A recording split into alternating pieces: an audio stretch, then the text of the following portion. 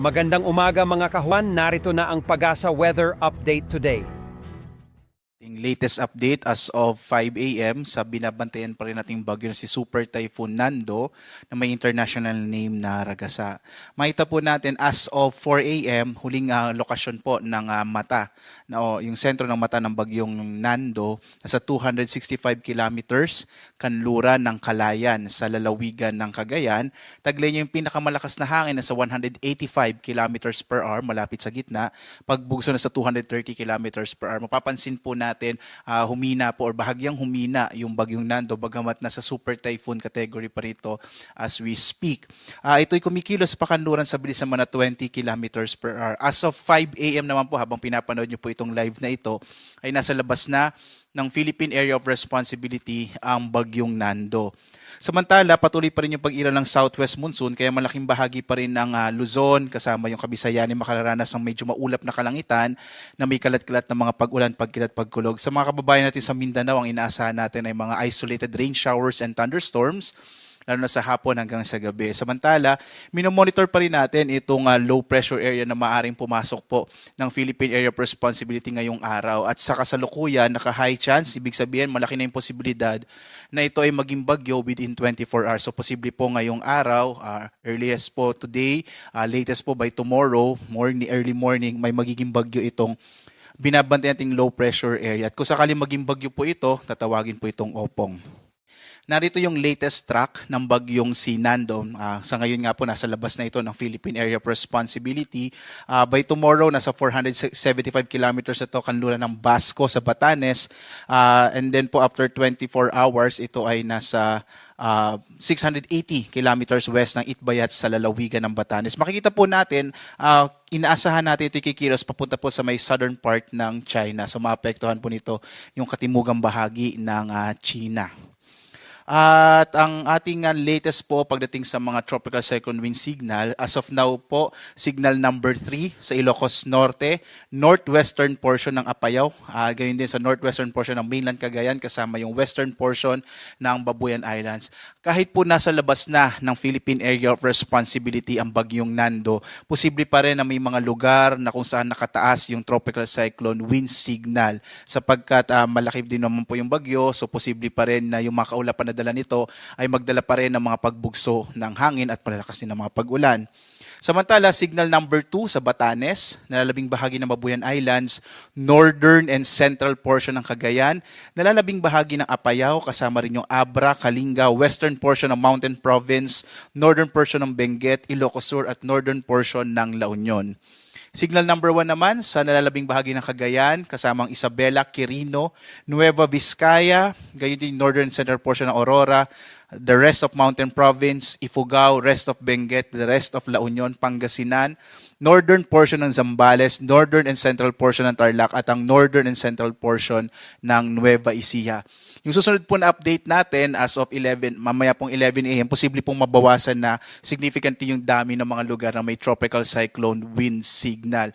But again po, kahit po nasa labas na ng Philippine Area of Responsibility, posible pa rin yung mga ilang lugar na may nakataas po na tropical cyclone wind signal. Mag-ingat pa rin po yung mga kababayan natin, lalong-lalo na sa mga lugar kung saan nakataas pa rin ang signal number 3, signal number 2, posible pa rin yung mga pagbugso ng hangin na dala ng bagyong si Nando.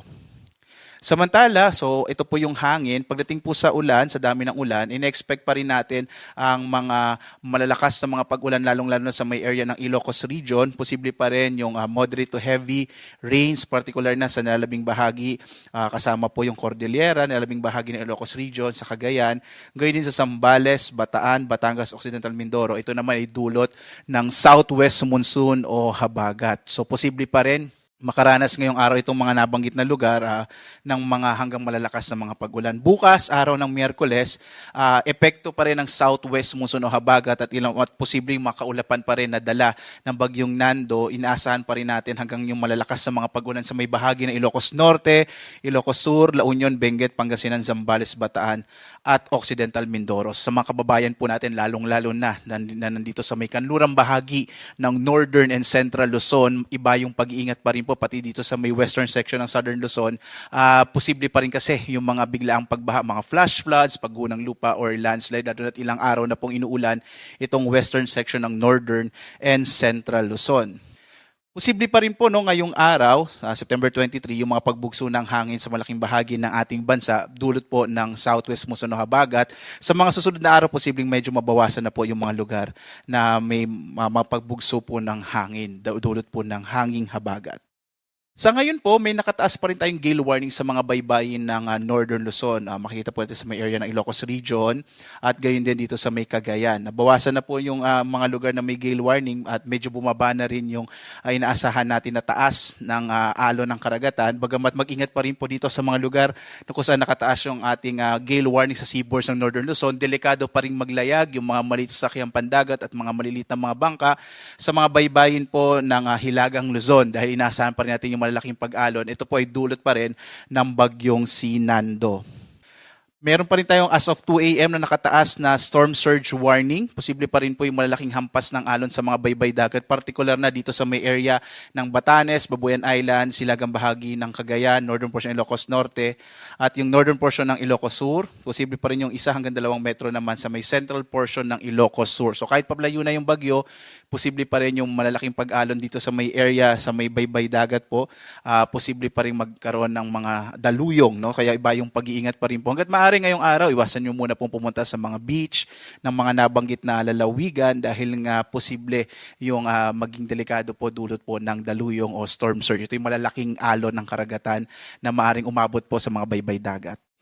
At as of 5 a.m., may nakataas po tayo ng mga heavy rainfall. Yung heavy rainfall warning, ito yung inaasa nating malalakas na pag-ulan sa susunod na 3 oras. So dito po sa Northern Luzon, naka-red heavy rainfall warning sa Benguet, Ilocos Norte, Ilocos Sur, orange warning sa La Union at Abra, habang yellow warning sa Apayao, particular na sa bayan ng Kalanasan, gayon din sa Pangasinan, Batanes at ilang bahagi ng Cagayan. Dito po sa may National Capital Region, yellow heavy rainfall warning naman sa Zambales at sa Bataan. So hanggang alas 8 po ito effective po. So posible pa rin makaranas ng mga hanggang malalakas na mga pagulan, lalong-lalo na yung Zambales at Bataan. Habang yung nalalabing bahagi ng Central Luzon, gayon din yung Calabarzon, inaasa natin mga light to moderate rains na lamang sa mga susunod na oras. Ngayong araw po kasi inaasahan natin significantly mababawasan na yung malalakas na mga pag-ulan, di ba na lamang kapag may mga thunderstorms tayo, dahil po yung epekto ng southwest monsoon ay significantly mababawasan na po.